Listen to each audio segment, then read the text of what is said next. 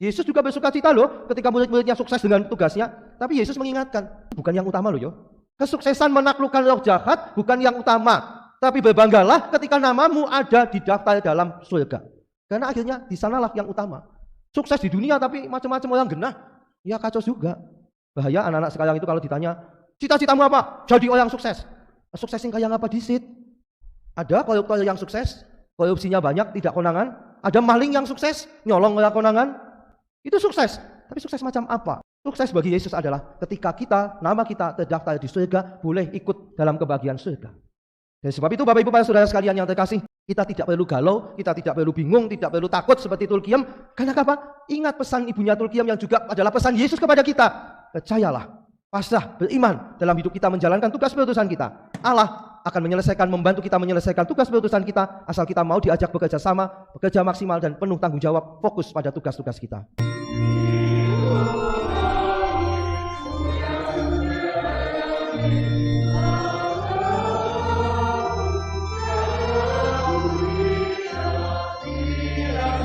Hanya Kristus Tuhan kita yang telah bangkit. Dalam nama Bapa dan Putra dan Roh Kudus. Tuhan bersamamu.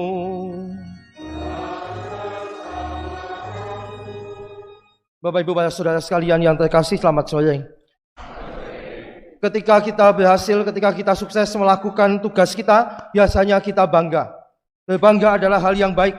Kalau kita menyadari kebanggaan itu berasal dari kesadaran kita bahwa keberhasilan kita itu berasal dari Allah.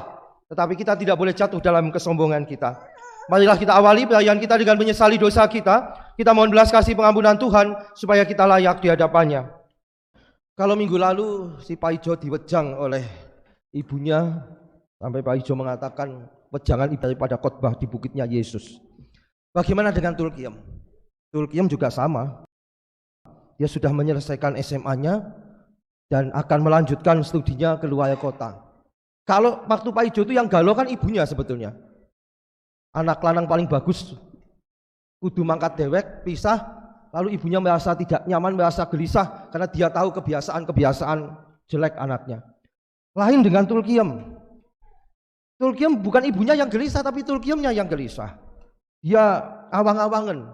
Dia mengatakan, Bu, kepriwe ya? Ngesuk apa nang kana nyong bisa dewekan? Biasanya kan nek ana apa-apa aku bingung, butuh bantuan jaluk tulung ibune. Ngesuk nyong dewekan je. Ibunya mengatakan, wis mangkat sing mantep, ngesuk aja bingung. Nang kana mesti ana wong sing gelem nulungi kowe. Kowe lah bakalan dewekan. Sing penting uripmu tetep apik. Lalu Tulkiam mengatakan, lah Bu tapi nek ngesuk ibune butuh bantuan sih kepriwe? Mbok biasanya sing ngewangi nyong. Ibunya mengatakan, wis sak kokian alasan. Wong biasanya kon ngewangi bangel banget sih dadak-dadak nawani jare mbok bingung ora ono sing ngewangi. Tetapi Tulkiam masih dengan segala kegelisahannya mencoba mencari alasan bagaimana caranya kalau bisa jangan keluar kota. Bapak Ibu para saudara sekalian yang terkasih, ketakutannya, kekhawatirannya, kegalauannya Tulkiam itu sekali lagi karena dia merasa selama ini belum bisa mandiri dan sebentar lagi dia harus hidup sendirian. Saudara sekalian yang terkasih, dalam hidup kita pun juga seringkali mengalami kegalauan yang sama. Bukan hanya kita, para murid Yesus pun mengalami hal yang sama. Ketika Yesus meninggalkan mereka wafat, mereka kacau, mereka bingung, mereka ketakutan. Kemudian Yesus bangkit. Kebangkitan Yesus membuat semangat mereka bangkit lagi. Mereka merasa tidak ditinggalkan sendirian. 40 hari lamanya Yesus setelah bangkit berada bersama kembali dengan para muridnya. Tetapi tampaknya 40 hari ini adalah masa di mana para murid disapih oleh Yesus. Tiba saatnya Yesus naik ke surga. Kembali para murid juga mengalami kegalauan, kebingungan. Kendati Yesus sudah menguatkan mereka, sudah membekali mereka, sudah memberikan pengajaran kepada mereka, tapi mereka merasa, "Priwe ya, kok dewekan?" Yang biasanya ada angin ribut tinggal datang pada Yesus, "Guru, kita binasa." Yesus langsung bertindak, angin badai reda. Ketika ada orang yang kerasukan, kemudian mereka mencoba menyembuhkan, tidak sembuh, datang saja kepada Yesus, bawa kepada Yesus. Yesus langsung mengusir dan sembuh orang itu. Mereka tanya, "Kenapa kami nggak bisa?" Yesus mengatakan, "Ya yang ini hanya bisa didoakan dan doamu bukan doa yang mantap. Belum mantap sudah ditinggal, sudah dipisahkan. Itu pengalaman kita semua. Apalagi ketika Yesus menggambarkan kita dan para muridnya tadi dalam perumpamaan itu, diumpamakan sebagai domba. Saudara sekalian yang terkasih, domba itu hewan yang lemah. Begitu lemahnya sehingga dibutuhkan gembala-gembala domba, kawanan domba digembalakan supaya gembala inilah yang menjadi penanggung jawab melindungi keselamatan domba-dombanya. Gembala inilah yang tahu arah mana yang mesti dituju untuk mendapatkan makanan, minuman, dan keselamatan. Tetapi ketika Yesus menyadari bahwa kita ini para muridnya ini seperti domba, lah kok ya masih diutus dikatakan seperti domba, diutus ke tengah serigala. Kok seolah-olah Yesus itu nekat. Lah wong wis ngerti wedhus kok dikek kene ngarepe serigala. Maka kemungkinan yang pertama dan utama dicaplok sama serigala itu. Saudara sekalian jangan lupa ya, kalau kawanan domba itu kan selain gembala itu kan juga ada anjing-anjing gembala. Fungsinya apa? Fungsinya menjadi alarm. Alarm pertama kalau ada bahaya yang mau menyerang. Anjing-anjing gembala ini sudah jegok dulu. Alarm yang kedua, kalau ada wedus-wedus yang nakal, yang menjauh, menyimpang dari kawanannya, dijegoki lagi oleh si anjing itu. Ini karena apa? Karena begitu lemahnya domba tadi. Dan sekarang yang lemah ini harus diutus ke tengah serigala yang ganas. Maka ya secara manusiawi, seperti Tulkiam tadi, ada kegalauan, kegamangan, kebingungan, mengkoneng karena kepriwe, aku yang kenal wong akeh, situasinya kepriwe, yang jelas pasti berbeda dengan situasi di tempat asalnya. Nanti kuliah itu seperti apa gambarannya, teman-temannya siapa saja, ya tentu berubah semua. Mungkin ketika sejak TK, SD, SMP, SMA masih bersama-sama teman lama, kali ini mesti berpisah. Itu seperti domba yang merasa tidak nyaman, yang merasa takut, gamang, karena diutus ke tengah-tengah serigala. Saudara sekalian yang terkasih, tadi yang dikatakan oleh ibunya Tulkiam rasanya juga menjadi pesan yang menguatkan bagi kita ketika kita menyadari sebagai domba diutus ke tengah serigala. Apakah di dekat kita ada serigala? Ada banyak. Situasi lingkungan sosial kemasyarakatan kita itu bisa jadi menjadi serigala-serigala yang siap menerkam kita, membinasakan kita. Banyaknya tindakan-tindakan intoleransi, diskriminasi, ketidakadilan. Itu adalah serigala-serigala yang siap menerkam kita. Sehingga kalau kita tidak waspada, ya lebih baik daripada jadi domba yang menjadi korban serigala, ikut serigalanya sekalian malah aman. Itu yang sering kali terjadi. Tulkiam juga memiliki ketakutan yang sama. Tapi apa yang dikatakan oleh ibunya? Jangan takut, misalnya khawatir lah. Neng kana mesti ana sing ngancani, mesti ana sing nulungi. Dalam bahasa rohani, tidak usah takut, jangan khawatir. Allah yang mengutus kamu, dia tidak akan lari dari tanggung jawabnya. Allah yang mengutus kamu, dialah yang akan melindungi kamu, yang akan menolong kamu, yang akan membantu kamu menjalankan tugas perutusanmu.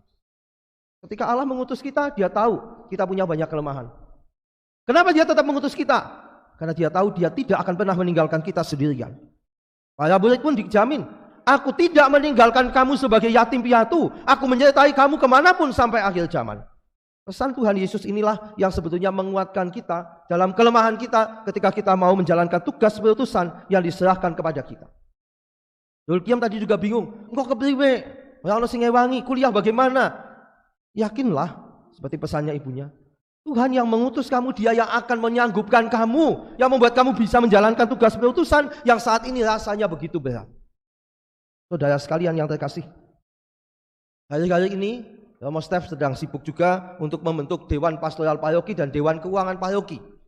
Teman-teman kaum muda membentuk kepengurusan Mudika, teman-teman PPA membentuk kepengurusan PPA juga. Ini tugas perutusan yang diserahkan kepada kita yang nanti dipilih, dipercaya untuk menjadi anggota DPP, DKP, pengurus Mudika maupun pengurus PPA. Waduh, rasanya kok abot temen, aku belum tahu. Nah, mau nanti periode depan saja. Ya kalau sekarang belum tahu, nunggu 3 tahun lagi, ya nanti belum tahu juga. Kalau mau tahu ya ikutlah. Tetapi saya merasa tidak sanggup.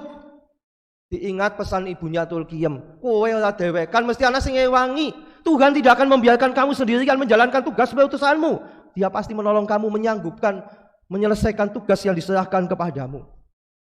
Di Pekalongan saya sering kali mengatakan ketika ada orang yang bingung, iki kepriwe ya mau nanti gimana, nanti begitu, begini. Saya katakan, jadilah orang beriman. Orang beriman itu apa? Dia berusaha sekuat tenaga karena dia tahu Tuhan tidak meninggalkan dia. Tetapi dia juga berpasrah kepada Allah. Setelah berusaha maksimal, Tuhan, ini usahaku yang maksimal. Sebagai pengurus DPP, pengurus Mudika, pengurus PPA, ini usahaku yang maksimal. Kupasrahkan kepadamu. Selebihnya engkaulah yang bekerja. Dalam setiap kali memberikan renungan, homili, misa, saya pun mengakui saya tidak bisa apa-apa sebetulnya. Tidak tahu apa yang mesti saya omongkan. Sama seperti Tulkiam tadi. Satu yang saya lakukan, jangan lupa berdoa. Percayalah kepada Allah. Hidupilah iman. Saya selalu mengatakan Tuhan, saya itu sebetulnya nggak ngerti. Aku tuh nggak ngerti, aku kudu ngomong apa. Aku mau pasrah, silahkan engkau sendiri yang berkata-kata dan aku hanya menjadi sarana saja. Karena tidak mungkin bisa menyelesaikan semuanya. Maka biar Tuhan yang memilih kita, Dia sudah memanggil kita dan Dia sekarang mengutus kita. Tuhan, terserah kamu. Saya berusaha maksimal, selebihnya itu kuasamu yang bekerja. Tetapi juga kita diajak ini tadi yang jangan lupa. Sepanjang perjalanan jangan omong-omong dengan orang lain. Loh, itu ada orang yang mengatakan kalau begitu Tuhan Yesus mengajari kita sombong, egois. Bukan. Yesus hanya mau mengatakan, fokuslah, berpusatlah pada tugas perutusanmu. Karena kadang-kala seperti zaman kita kecil, di kongkon biunge, ngana tuku lengah latung. Lengah latung itu apa? Minyak tanah zaman dulu. Saya tidak tahu itu bahasa apa, pokoknya lengah latung. Diwei jerigen. Kalau yang pakai jerigen mandan aman. Lalu sepanjang jalan didengkuli jerigene. Tekan baku lengah bingung. Yang si mau kan tuku lengah apa ya? Karena tidak fokus. Fokusnya pada dolanan nendangi jerigen pi mau. Untuk lengah latung bali-bali nggawa minyak goreng. Ya nggo nyumet kompres ya dadi. Atau sebaliknya biunge goreng kerupuk wis disit. Zaman dulu kalau mau goreng kerupuk ben mulai dijemur dulu. Tidak seperti sekarang cemplungnya mulai dewek. Biyen ya. Karena tuku lengah ki nggo goreng kerupuk. Tekan gone bakule tukune minyak tanah. Apa biunge kon goreng nganggo minyak tanah? Itu karena tidak fokus. Maka Yesus mengatakan jangan ngomong-ngomong dengan siapapun yang kamu jumpai, fokus pada tugasmu, selesaikan itu. Dan saudara sekalian yang terkasih, sebetulnya tugas perutusan itu jangan dibayangkan soal pekerjaan kita, soal pelayanan kita di DPP, pengurus Mudika, pengurus PPA, bukan hanya itu. Apa yang sedang dijalani dan akan dijalani oleh Pak Ijo dan Tulkiam itu juga tugas perutusan, yaitu belajar. Tugas studi itu belajar, itu perutusan. Belajarlah dengan baik, maksimal, berpasrahlah kepada Allah, fokuslah dengan tugas belajarmu. Jangan meleng sana meleng sini, supaya kamu menjalankan tugas perutusan dengan baik, selesai dengan baik, dan bisa dipertanggungjawabkan juga dengan baik. Maka bagi saya, studi itu adalah tugas perutusan yang sekarang dijalani oleh Tulkiam maupun Pak Ijo. Maka betul yang dikatakan ibunya Pak Ijo, ibunya Tulkiam, wis kowe mangkat mlaku sing mantep, sinau sing apik. Karena itu tugas perutusan bagi mereka. Lah kok sing ngewangi biunge sapa? Pada saatnya kamu akan membantu saya lagi. Tapi tugasmu sekarang, perutusanmu adalah belajar sebagai pelajar, sebagai mahasiswa-mahasiswi, lakukan tugas itu dengan sebaik-baiknya. Oleh sebab itu, tugas perutusan itu bukan soal dulu atau besok, tapi sekarang. Dalam Injil Yohanes bab 20 ayat 21 Yesus mengatakan, sama seperti Bapa mengutus aku, demikian pula sekarang aku mengutus kamu. Yesus mengatakan sekarang loh, bukan nanti aku mengutus kamu, sekarang ini. Lalu apa tugas perutusanku? Ya silakan Bapak Ibu Saudara sekalian, teman-teman kaum muda anak-anak, lihat apa yang ditugaskan kepada kita, itulah tugas perutusan kita. Dan kita tidak bisa mengelak dari situ. Ada yang tugas perutusannya menjadi bapak dan suami yang baik, ada yang tugas perutusannya menjadi istri dan ibu yang baik, ada yang tugas perutusannya menjadi anak-anak yang baik. Itu semua tugas perutusan. Lakukan dengan maksimal, fokus dan percaya, pasrah kepada Allah. Lakukan itu. Maka Bapak Ibu para saudara sekalian yang terkasih, kalau tadi kita mendengarkan bagaimana Yesus mengutus ke-70 muridnya, mereka berhasil karena mereka menaati pesan Yesus. Lalu mereka pulang. Lalu ya dengan bangga tadi katakan, Tuhan kami penuh kegembiraan karena setan-setan pun takluk kepada kami demi namamu. Yesus juga bersuka cita loh ketika murid-muridnya sukses dengan tugasnya. Tapi Yesus mengingatkan, itu bukan yang utama loh yo.